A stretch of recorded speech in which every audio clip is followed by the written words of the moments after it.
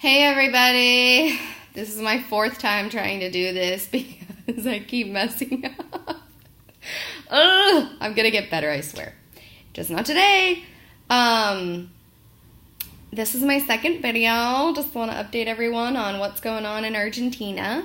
I also wanted to preface this one by stating that I rewatched the other one and realized that, number one, everything I say is basically biased because I think my experiences thus far have been like basically in Buenos Aires only, and then specifically Palermo, which is like the neighborhood that I live in. So what I'm saying is not representative of all of Argentina for sure.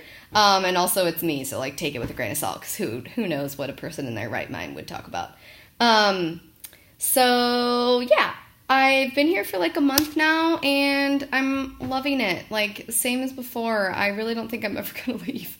Could be because I'm still in the honeymoon phase of moving to a new place, but I am just loving it. So, just thought I would start on a high note. I went out for the first, like, real time going out twice in a row. That was a big deal. I was like, cool, I did it. Until 6 in.the.morning, both times. And I was like, nah. I'm never gonna use that. No. No.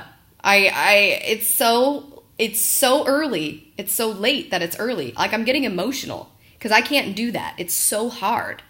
And, like, I don't know how people do it here. It's absolutely crazy. And the whole next day, like, I had to sleep until 3 p.m. just to be, like, a normal human. But I did find out that, like, unlike me, most people don't waste the next day. Like, I was talking to a few Argentines about this. They literally, like, go home, they sleep for 4 or 5 hours, they drink their mate the whole next day, and they just continue life like nothing ever happened. And I'm like, I just don't even understand how y'all do that, but okay. I found out that there's a really good late night food, similar to back home. You've got like your hot dogs on the street, you've got your late night pizza. We had a late night empanadas, and we had like vegetarian ones that were like, I don't know, like spinach and kale. And then there's also like, there's a crazy Italian influence in Argentina, and so there's a ton of late night pizza places as well. So that was like a fun little discovery on a late night thing. Moving on, like crazy random topics here.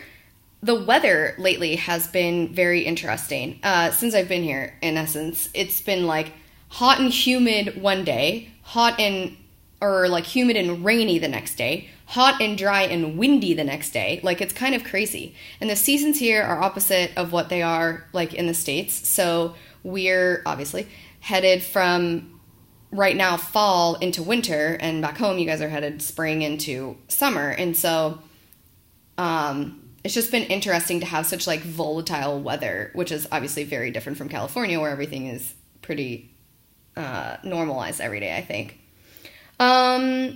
What else? Despite being in like the meat capital of South America, I have found a pleasant amount of vegetarian options at like every restaurant that I've been to, and also some vegan places. So despite the fact that like people stare at me like I'm batshit crazy when I tell them that I don't eat meat, there's actually like quite a bit of a community of like veg heads and vegans here, which is good for people like me. I eat fish, but it's pretty hard to find fish here, so I'll get to that in a minute.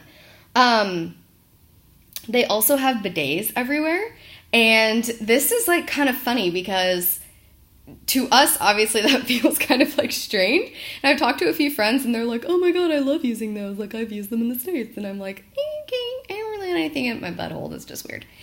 And I went to like I don't know if that's just like a thing. I think it's in a lot of countries in South America. But I went over to my friend's house the other day who's from Spain, and he had shit like all in his,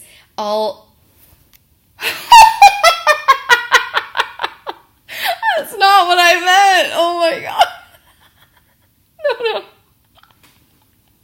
Oh my god, no. I meant I didn't even plan that. Oh my god. He had his stuff, like his items, in the bidet because he doesn't use it. He didn't have. Anyway, moving on. Wow. Wow. Okay. So let's talk about my moving here. So I feel like I didn't really get into the details of like how it came about that I was able to come here. My company, like I said in the last video, is incredible, and so they've been supporting me the whole way, but it really wasn't that hard to make this happen. Like, it's largely because they're extremely supportive, but it's also because it's really not hard to move to Argentina. Like, maybe that's just my experience, but I did a lot of research, figured out the visa thing, figured out like leases on apartments, like all that kind of stuff. And with the company, we just had to sort out like a few logistical things, and that was that. So my hours here are 11 a.m. to 7 p.m. because it's a 4 or 5 hour time difference depending on the time of year in the States with daylight savings. And that overlaps with like the majority of the hours that people are working Pacific time. And it also works perfectly with the culture here because people eat really late. And so I get off work at 7 and I'm going out to dinner just like everybody else is. And then I go into work late, but that works perfectly fine for me because I'm usually up really late. And so that whole process of working my hours was fine. I'm getting paid the same way, so I didn't have to start an Argentine bank account. I didn't move here for work, so I'm not on a work visa, and work doesn't need to buy me one or anything like that because I just chose to move here on my own.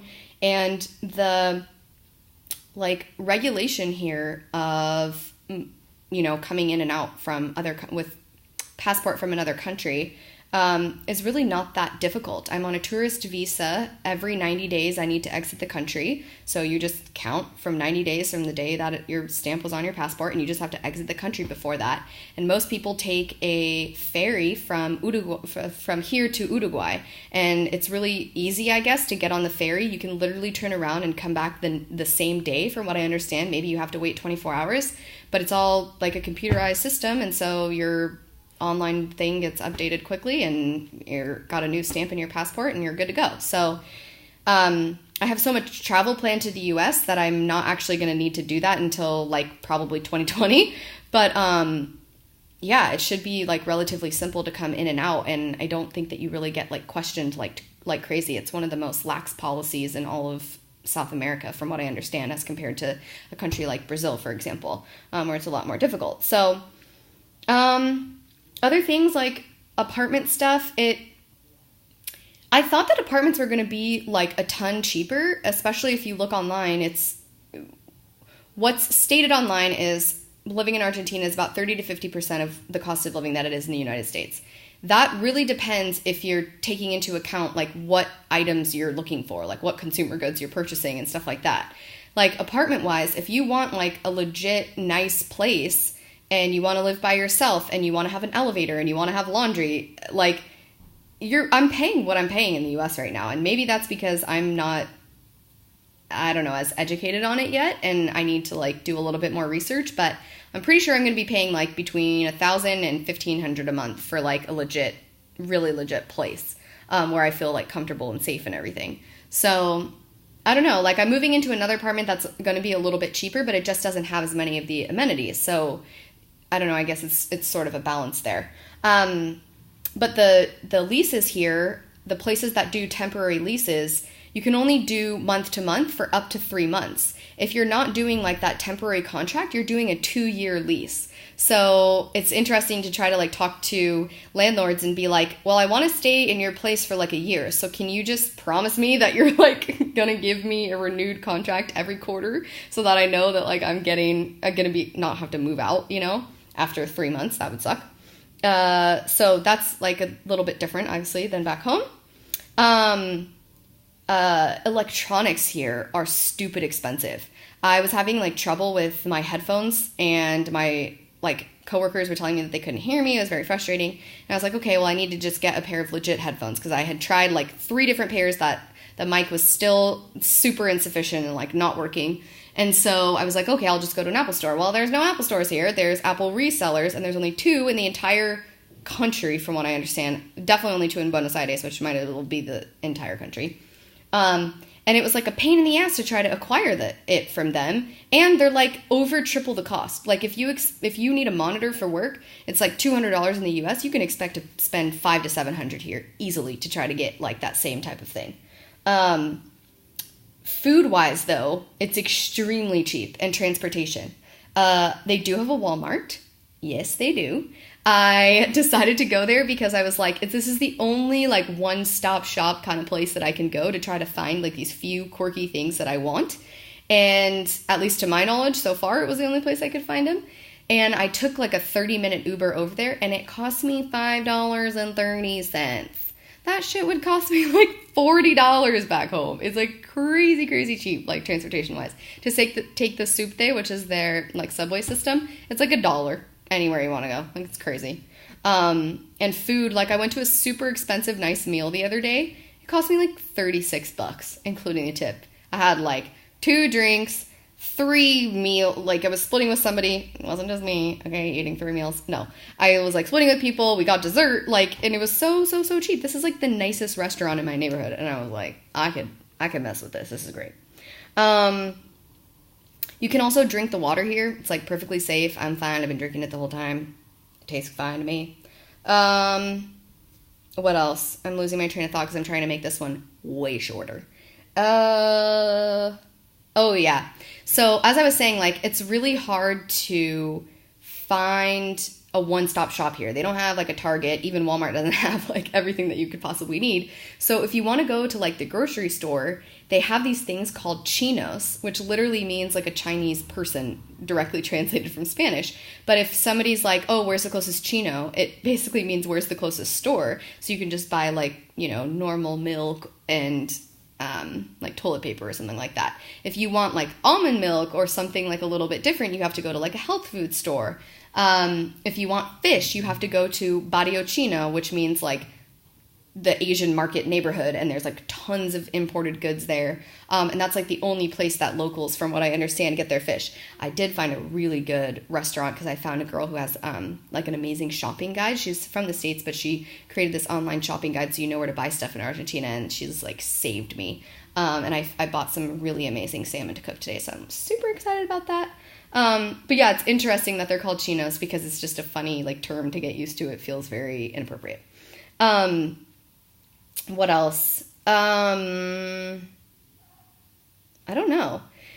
I think people here, I've noticed, like, they're very calm. I haven't seen a lot of the, like, same hustle and bustle that, like, you feel when you're in New York or San Francisco, where people are, like, rushing to get to work and they're grinding their asses off, and it's, like, crazy amount of hours. And, I mean, even in the co-working space I'm at, which is a large, like, startup community where you would expect people to be working, like, an insane amount of hours, they have, like, a fair amount of work-life balance. And in general, like, they just kind of seem like, hey, what will be, you know? Like, what's going to happen is going to happen. And I think a lot of that is because of the landscape that they're in right now. I mean, it's a third world country that has completely unpredictable days.